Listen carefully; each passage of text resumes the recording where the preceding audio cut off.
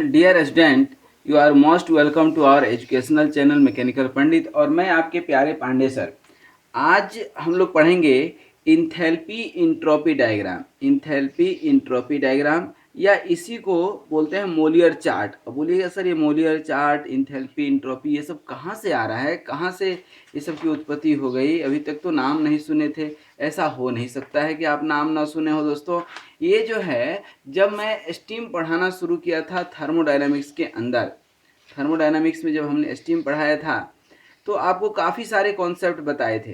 Concept कहे तो कि किस तरह से जो है हमने फेज ट्रांसफॉर्मेशन में आपको बताया था कि लिक्विड से जो है आइस से, ठीक है ना, आइस से आपका वाटर कैसे बनता है, फिर वाटर से वेपर कैसे बनता है, और फिर उस वेपर से, ठीक है ना, उस वेपर से स्टीम कैसे बनता है, ठीक है ना।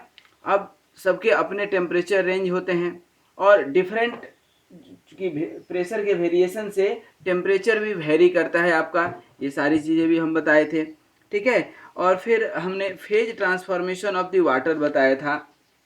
देखिए यहाँ पर आप देख सकते हैं, इसको थोड़ा सा मैं 10 सेकंड में समझाऊंगा कि -10 डिग्री सेल्सियस से 0 डिग्री सेल्सियस पर, तो यहाँ देखिए आइस है, यहाँ भी क्या है, आइस है।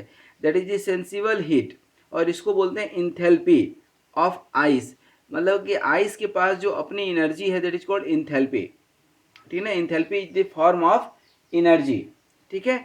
और यहाँ पर क्या है, आइस को हमने हीट अप किया, ठीक है ना, 0 डिग्री सेल्सियस पर टेम्परेचर कांस्टेंट रहा, और ये कन्वर्ट कहाँ हो गया, वाटर में। फिर वाटर कन्वर्ट हुआ वाटर में ही, लेकिन कहाँ पर, 100 डिग्री सेल्सियस पे, दैट इज सेंसिबल हीट।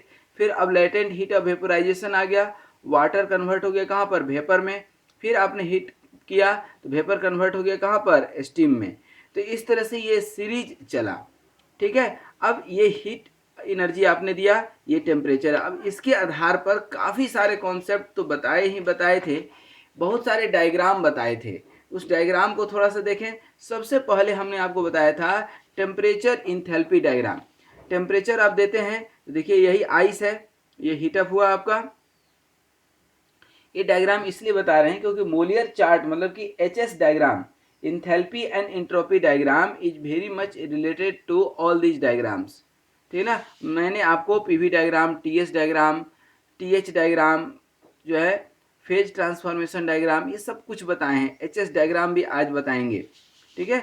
अब देखिए टेम्परेचर इंथैल्पी, तो टेम्परेचर बढ़ रहा है तो किस तरह से इंथैल्पी बढ़ते जाएगा। मतलब जैसे जैसे राइट साइड आप जाएंगे, मतलब वाटर से ज़्यादा इंथैल्पी वेपर के पास होगा, वेपर से ज़्यादा इंथैल्पी स्टीम के पास होगा, स्टीम से ज़्यादा इंथैल्पी सुपर हीटेड स्टीम के पास होगा। मतलब एनर्जी, हीट एनर्जी कहे तो हीट एनर्जी, ठीक है। अब यहाँ पर जो है आप हीट एनर्जी, मतलब इसको आपने लिखा भी है कि H मतलब क्या है, H मतलब क्या है आपका Q प्लस जो है PdV वर्क, PdV वर्क। तो मतलब कि सॉरी, Q इक्वल टू होता है, Q इक्वल टू होता है H माइनस PdV। तो H क्या हो जाएगा आपका, H क्या हो जाएगा, Q प्लस PdV। तो heat transfer plus displacement work, ठीक है। तो टोटल हीट ट्रांसफर कितना हुआ, टोटल हीट एनर्जी लिक्विड के पास कितना है, that is the concept of the enthalpy, ठीक है। तो ये आपका टेम्परेचर इंथैल्पी डायग्राम हो गया। ये टेम्परेचर इंट्रोपी डायग्राम है, ठीक है ना। Entropy is again a property, ये सब प्रॉपर्टी ऑफ द स्टीम है बेसिकली। और जब हम इंट्रोपी पढ़ते हैं तो यहाँ पर डिसऑर्डर हमें मिलता है कि स्टीम कितना डिसऑर्डर है, सिस्टम के अंदर डिग्री ऑफ डिसऑर्डर हमको मिलता है। तो ये आपका सेचुरेटेड लिक्विड लाइन है, और ये जो है आपका सेचुरेटेड वेपर लाइन हो गया।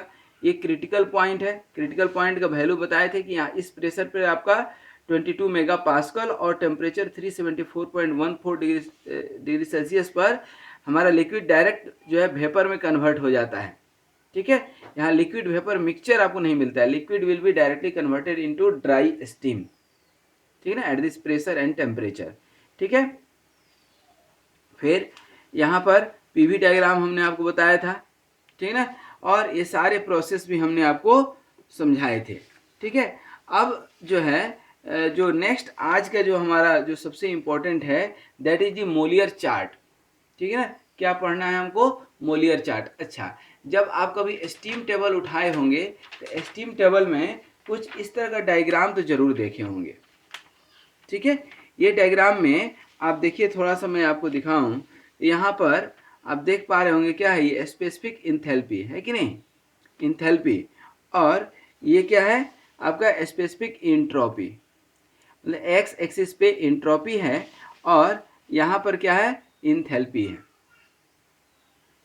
ठीक है, अब ये सारे डायग्राम तो आप देखे होंगे। अब इतने सारे डायग्राम देख करके कई बार आप कंफ्यूज हो जाते हैं कि ये क्या है, क्या इतना बड़ा लाइन, इसमें पढ़ना क्या है, हमें इसमें फाइंड आउट कैसे करेंगे, ठीक है, कैसे निकलेगा।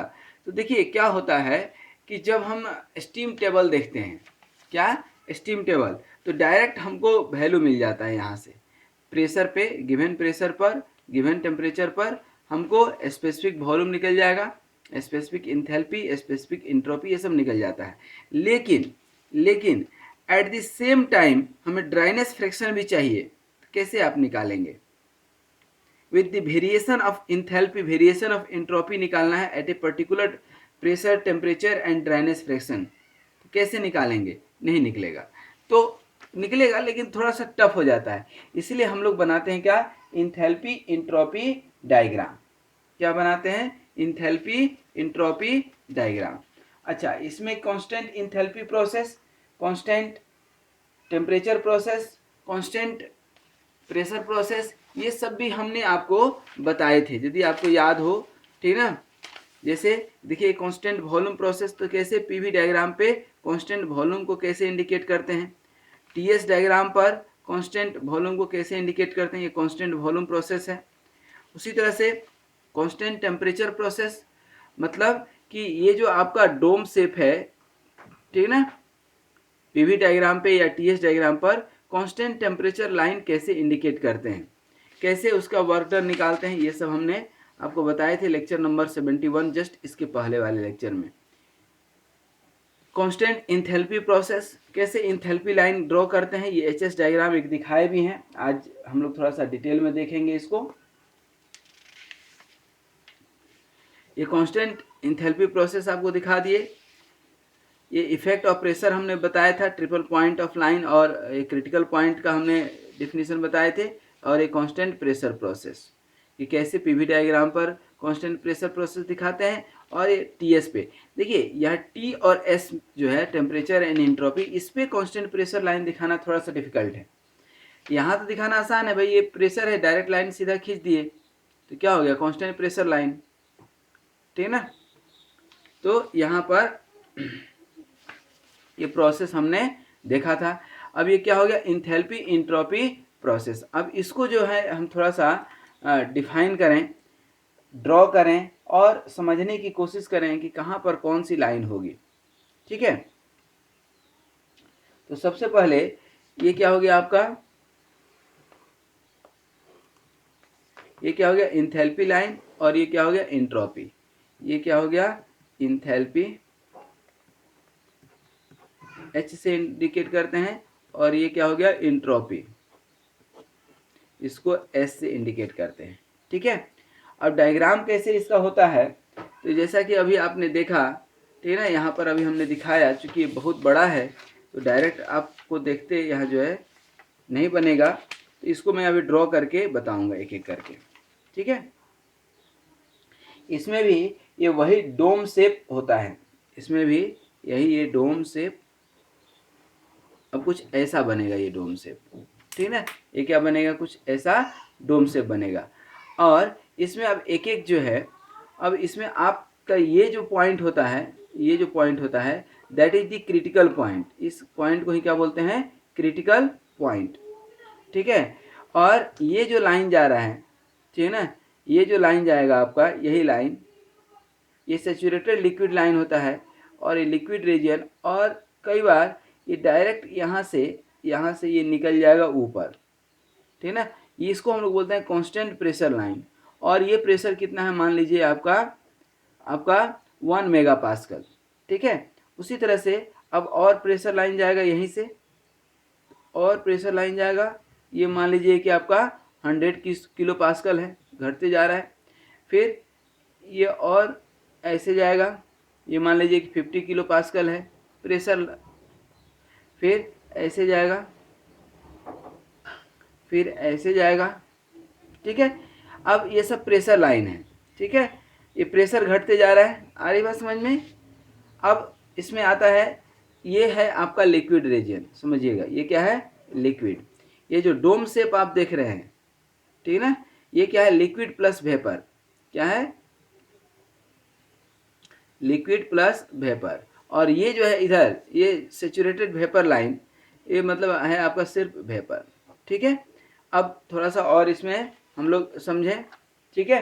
क्या समझना है यहाँ पर, कि यहाँ जो है आपका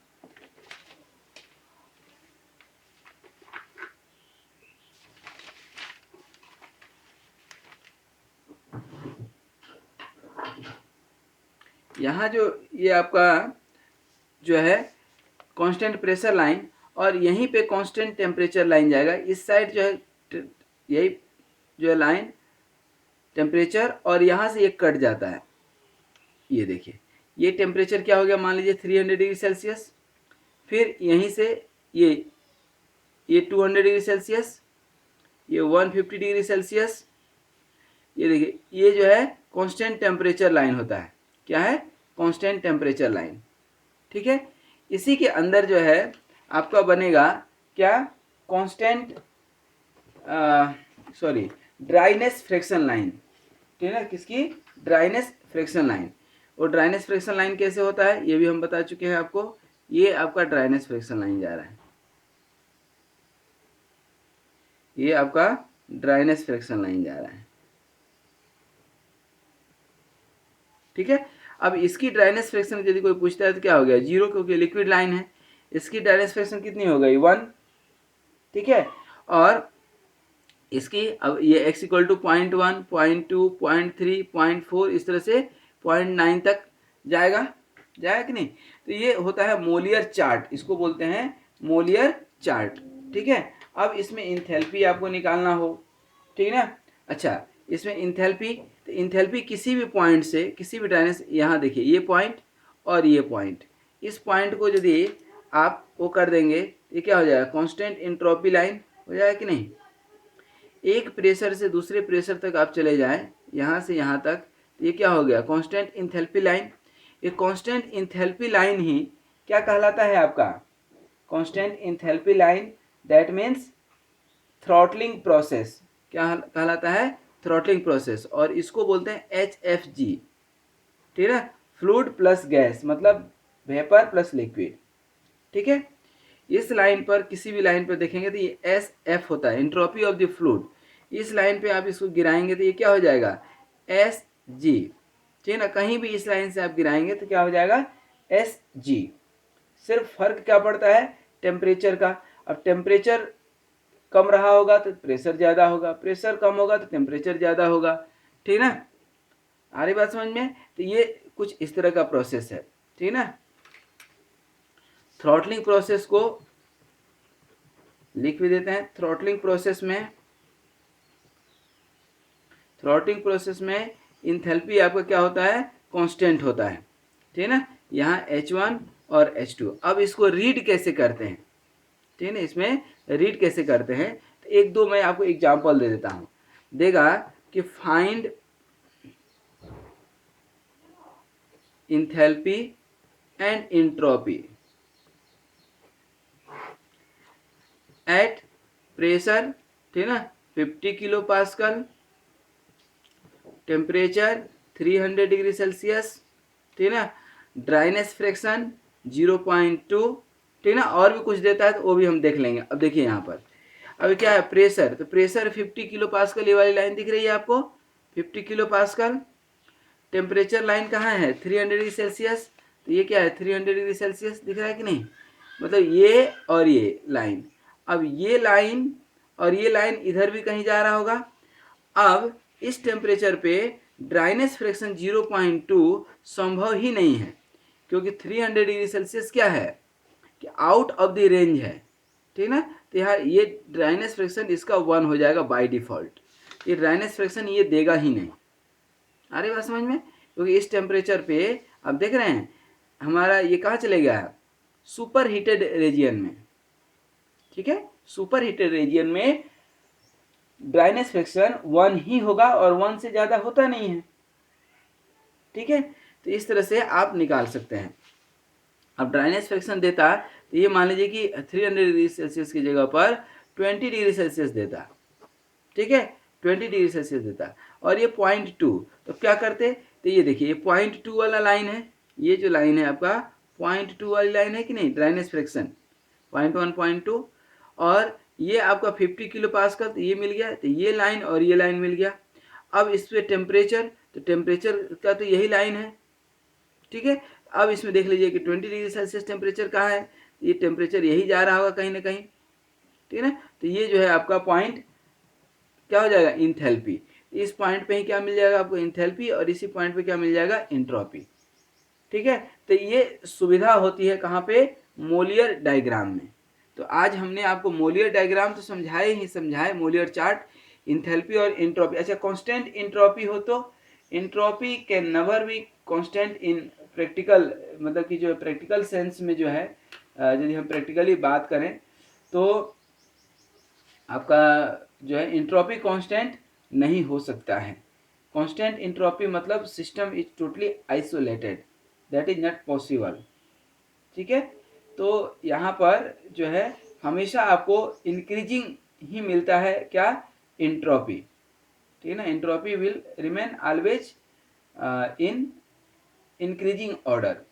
ठीक है, क्रिटिकल पॉइंट हमने आपको बता दिया कि क्रिटिकल पॉइंट में यहाँ पर जो है क्रिटिकल प्रेशर जो होता है वो 221 बार होता है, और टेम्परेचर जो होता, सॉरी टेम्परेचर, क्रिटिकल टेम्परेचर जो होता है 374.1 डिग्री सेल्सियस होता है। तो ये आई थिंक आपको याद रहना चाहिए, याद रहेगा। इसके बाद हम एक लेक्चर में एक अलग से स्टीम टेबल देखने आपको बताएंगे। ठीक है, तो आई होप कि ये आपका कॉन्सेप्ट जो है क्लियर हो गया। आज हम लोग यहीं पर रुकेंगे और जो है नेक्स्ट क्लास में आपको स्टीम टेबल देखने बताएंगे। तो आज यहीं तक, थैंक यू। ये था आपका Molière chart, enthalpy entropy diagram. अब सिर्फ इंथैल्पी एंट्रोपी डायग्राम ही नहीं बल्कि हम लोग हर तरह के डायग्राम पढ़ चुके हैं। ठीक है, और इन सारे डायग्राम को एक बार जब हम स्टीम टेबल बताएंगे तो उस समय भी बताएंगे कि कैसे टीएस डायग्राम होता है, कैसे टीएच डायग्राम होता है। ठीक है ना, और साथ में ही जो है आपको जो है ड्राइनेस फ्रैक्शन के आधार पर भी हम बताएंगे। ठीक है ना, जैसे ये आपका पीवी डायग्राम था, टीएस डायग्राम था, एचएस डायग्राम था, इसमें हमने, आप ध्यान दीजिए, तो ये ड्राइनेस फ्रैक्शन जो है दिखाए हैं, शो किए हैं। ठीक है ना, ड्राइनेस फ्रैक्शन की लाइन। हमेशा ध्यान दीजिए एक चीज़ कि ड्राइनेस फ्रैक्शन जो है, ड्राइनेस फ्रैक्शन जो है सुपर हीटेड रीजन में इम्पोर्टेंट नहीं है, लेकिन जब वेपर लाइन रहेगा तो वहाँ बहुत इम्पोर्टेंट है, वहाँ जो है बहुत इम्पोर्टेंट है। ठीक है, तो ये सारे डायग्राम आपने देखे, और टीएस डायग्राम भी आपने देखा, पीवी डायग्राम भी देखा आपने। ठीक है, और फेज ट्रांसफॉर्मेशन में भी हमने आपको बताया, और ये टेम्परेचर इंथैल्पी डायग्राम भी आपने देखा। तो these are the property of the steam which is very important.